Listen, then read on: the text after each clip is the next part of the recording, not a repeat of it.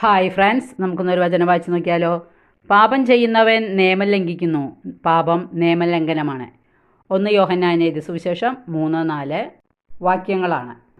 നിയമലംഘനം 2 വിധത്തിലാകാം. അരുത് എന്ന് നിയമം വിലക്കുന്ന കാര്യങ്ങൾ ചെയ്യുന്നതാണ് പാപത്തിൻ്റെ ഒരു മാനം. ദൈവം ഇസ്രായേൽ ജനവുമായി ചെയ്ത സീനായ് ഉടമ്പടിയുടെ നിബന്ധനകളായ 10 പ്രമാണങ്ങൾ ഒന്നൊഴികെ 9 വിലക്കുകളാണ്. വിഗ്രഹാരാധന അരുത്, ദൈവദൂഷണം അരുത്, സാപത്തിൽ ജോലിയരുത്, കൊല്ലരുത്, വ്യഭിചാരമരുത്, മോഷ്ടിക്കരുത്, കള്ളം പറയരുത്, മോഹിക്കരുത് എന്നിങ്ങനെ എല്ലാം വിലക്കുകൾ. മാതാപിതാക്കന്മാരെ ആദരിക്കണം എന്ന പ്രമാണം മാത്രമാണ് വിലക്കില്ലാത്ത കൽപ്പനയുടെ രൂപത്തിൽ അവതരിപ്പിച്ചിരിക്കുന്നത്. അരുത് എന്ന് വിലക്കുന്ന കാര്യം ചെയ്യുന്നതിനെയാണ് പാപം എന്ന് പൊതുവെ വിശേഷിപ്പിക്കുക. ചെയ്യണം എന്ന് കൽപ്പിക്കുന്നത് ചെയ്യാതിരിക്കുന്നത് പാപത്തിൻ്റെ മറ്റൊരു മാനമാണ്. ഇതിനെ കടം എന്നാണ് പൊതുവെ വിശേഷിപ്പിക്കുക. ഉത്തരവാദിത്തത്തിൽ നിന്നും മാറി നിൽക്കുക എന്നുള്ളതാണ്. വായന ഇഷ്ടപ്പെട്ടാൽ ലൈക്ക് ചെയ്യുക. ഓക്കേ.